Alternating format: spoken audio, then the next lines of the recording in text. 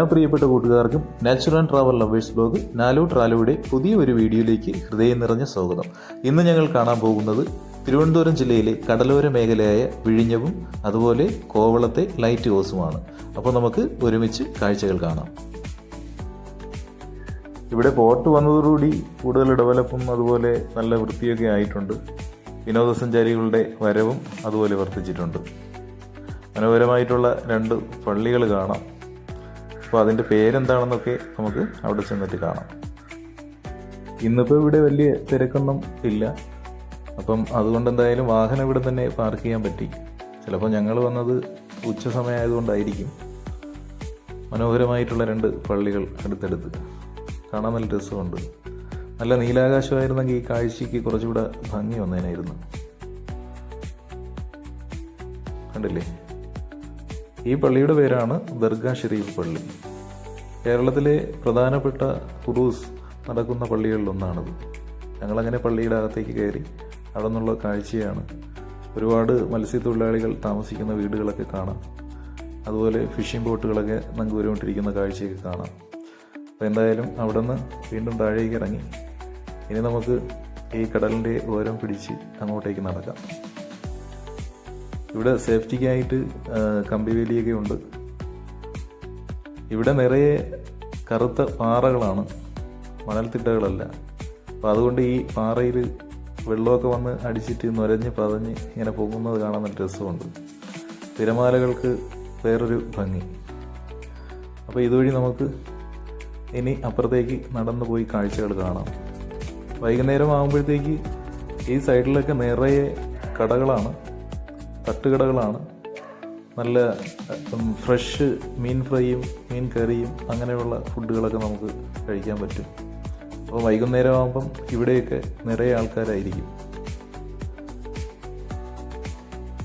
നല്ല രസമുണ്ടല്ലേ?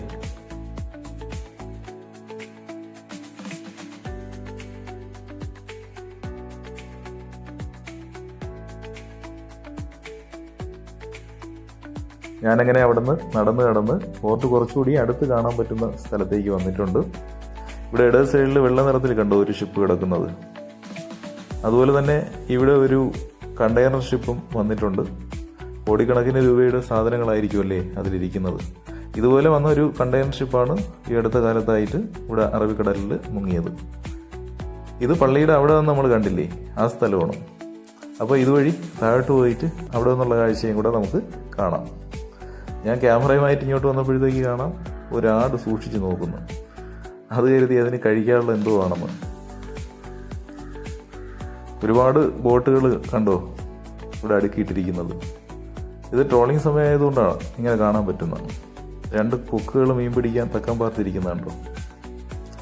ഫ്ലഡ് സമയത്തൊക്കെ ഇവിടെയുള്ള ബോട്ടുകളും ഇവിടുത്തെ മത്സ്യത്തൊഴിലാളികളുമൊക്കെയാണ് പല സ്ഥലത്തും രക്ഷാപ്രവർത്തനത്തിനായിട്ട് വന്നത്. അപ്പോൾ ഇവിടെ ഇത്രയൊക്കെ ഉള്ളൂ കാഴ്ച. ഇനി അധികം അങ്ങോട്ടൊന്നും പോകുന്നില്ല. അപ്പോൾ നമുക്ക് തിരിച്ച് വാഹനത്തിനടുത്തേക്ക് പോവാം. അപ്പോൾ നമ്മുടെ വണ്ടി ഇതോ കിടക്കുന്നു, വൈറ്റ് എർട്ടിഗ.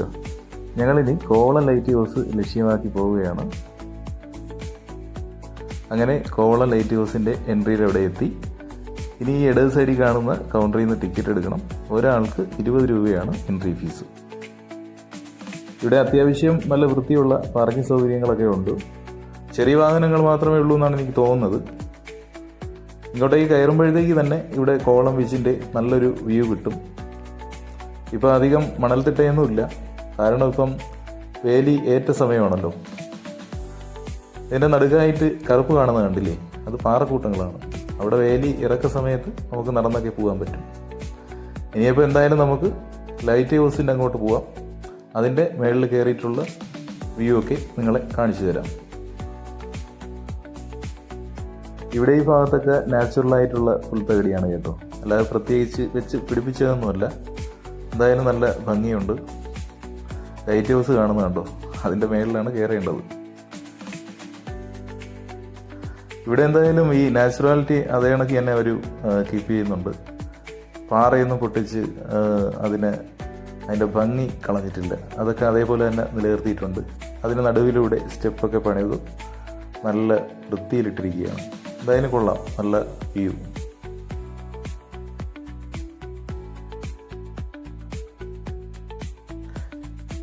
കണ്ടില്ലേ, പാറകളൊക്കെ അതേപോലെ തന്നെ വെച്ചിട്ടുണ്ട്.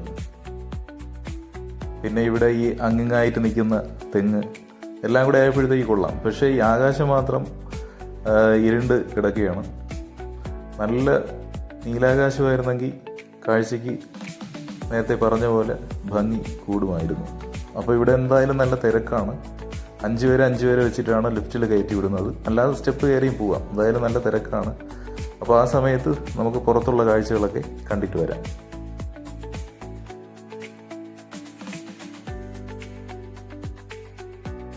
ഇവിടെ ചെറിയൊരു ഇരിപ്പിടമൊക്കെ പണിതിട്ടിട്ടുണ്ട്. അതിന് മുന്നിൽ വെട്ടിയൊരുക്കിയ പുൽത്തകിടിയും അവിടെ ഒരു ഫൗണ്ടനും ഉണ്ട്. നമുക്ക് അങ്ങോട്ട് പോയിട്ട് വരാം. ഇതിലിപ്പം വെള്ളമൊന്നുമില്ല. എനിക്ക് തോന്നുന്നത് വൈകുന്നേരങ്ങളിൽ കളർ ബൾബൊക്കെ ഇട്ടിട്ട് മ്യൂസിക്കിനനുസരിച്ച് ചലിക്കുന്നൊരു ഫൗണ്ടനായിട്ടാണ് എനിക്ക് തോന്നുന്നത്. ഇതിൻ്റെ താഴെയായിട്ടൊരു ടാങ്കിൽ വെള്ളമൊക്കെ നിറച്ചിട്ടിട്ടുണ്ട്. അപ്പം വൈകുന്നേരങ്ങളിൽ വന്നു കഴിഞ്ഞാൽ അതിൻ്റെ കാഴ്ചകൾ ആസ്വദിക്കാം. നമുക്കിനി ഇതുവഴി നടന്ന് ഇതിന് ചുറ്റിനുമുള്ള കാഴ്ചകളൊക്കെ ഒന്ന് കാണാം. ഇതുവഴി ഇങ്ങനെ നടക്കാനൊരു പ്രത്യേക സുഖം കേട്ടോ. നല്ല കാറ്റും നല്ല രസമുണ്ട്. നല്ല വൃത്തിയിൽ ചിട്ടയിലും ഒക്കെ ഒരുക്കിയിട്ടിരിക്കുന്നതുകൊണ്ട് കാണാനും നല്ല ഭംഗിയുണ്ട്. ഇവിടെ കാറ്റാടിച്ചെടികളൊക്കെ ബോൺസായി രൂപത്തിൽ ആക്കി നിർത്തിയിരിക്കുകയാണ്. ഇതിന് അപ്പുറത്തൊരു ഹോം സ്റ്റേ കണക്ക് കാണുന്നുണ്ടോ? ഇതിനി ഇവിടുത്തെ സ്റ്റാഫുകൾ താമസിക്കുന്നതാണോ അതോ ഇനി ഗസ്റ്റുകളെയും താമസിപ്പിക്കുമോ എന്നറിയത്തില്ല. അതിൻ്റെ പിറകിലായിട്ട് നമ്മുടെ ലൈറ്റ് ഹൗസ് കാണാം. അങ്ങനെ ഒത്തിരി ഉണ്ട്. ഇവിടെ ഒരു മാനിൻ്റെ രൂപം ഉണ്ടാക്കി വെച്ചിരിക്കുന്നു. കൊള്ളാമല്ലേ? ഒരുപാട് പേരറിയത്തില്ലാത്ത ചെടികളൊക്കെ ഇവിടെ നട്ട് പിടിപ്പിച്ചിട്ടുണ്ട്. ഇവിടെ നിന്ന് നോക്കിയാലും കടലിൻ്റെ വ്യൂ കാണാൻ പറ്റും. അപ്പം ഇവിടുത്തെ ഈ ചെടികളൊക്കെ പരിപാലിക്കുന്നൊരു ചേച്ചി അതുവഴി നടന്നുപോയി. ഞാൻ ഈ കാണുന്ന ചെടിയുടെ, ഈ കൂന പോലെ കാണുന്ന ചെടിയുടെ പേരൊക്കെ ചോദിച്ചു. അപ്പോൾ ചേച്ചിക്ക് അറിയത്തില്ല. അതെന്തായാലും നേർക്കാഴ്ചയിൽ നല്ല ഭംഗിയുണ്ട് കേട്ടോ. ഇല്ല, ആലിൻ്റെ വേരുകളൊക്കെ താഴോട്ട് ഇറങ്ങി വരത്തില്ലേ, അതുപോലെ അതിൻ്റെ അടിയിൽ നമുക്ക് കാണാൻ പറ്റും. എന്തായാലും കൊള്ളാം. അപ്പോൾ ഇതിലേ കുറച്ചുകൂടി മുന്നോട്ട് നടന്നു നോക്കാം. ലൈറ്റ് ഹൗസിൻ്റെ അവിടെ ക്യൂ എന്തായെന്ന് അറിയില്ല. എന്തായാലും പെട്ടെന്ന് അങ്ങോട്ട് പോകണം. അപ്പം പെട്ടെന്നൊന്ന് ചുറ്റിക്കാണാം നമുക്ക്.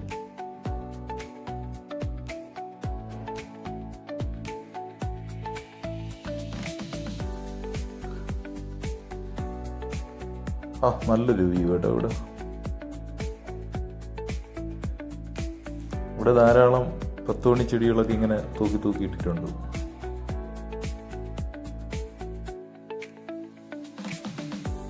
തെങ്ങുകളും പുൽത്തകിടിയും മനോഹരമായിട്ടുള്ള കാഴ്ച.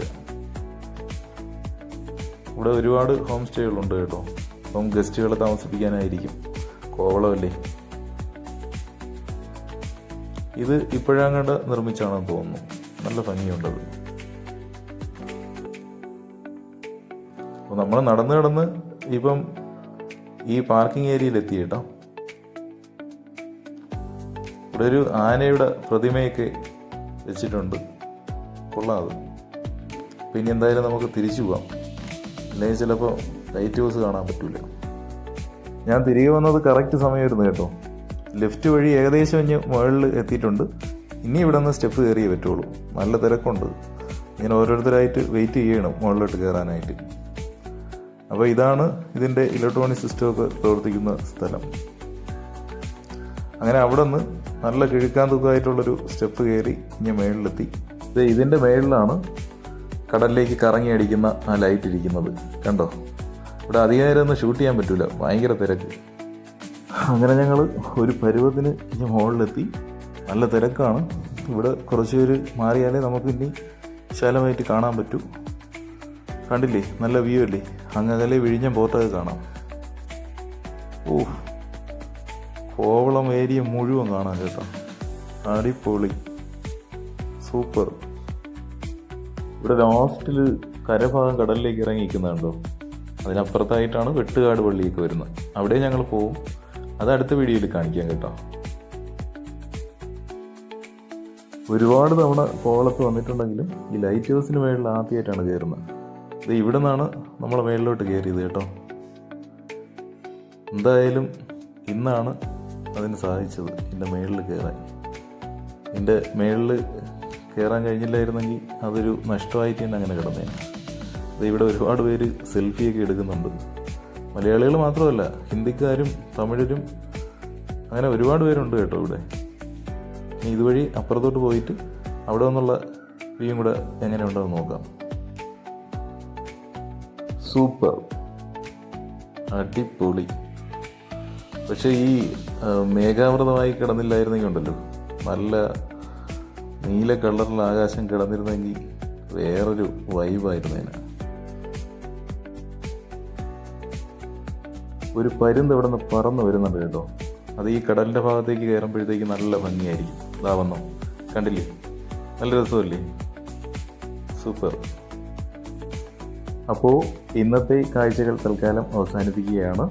വീഡിയോ ഇഷ്ടപ്പെട്ടു കഴിഞ്ഞാൽ ലൈക്ക് ചെയ്യുക, ഷെയർ ചെയ്യുക. നിങ്ങളുടെ വിലയേറിയ അഭിപ്രായങ്ങളും നിർദ്ദേശങ്ങളും കമൻ്റായിട്ട് രേഖപ്പെടുത്തുക.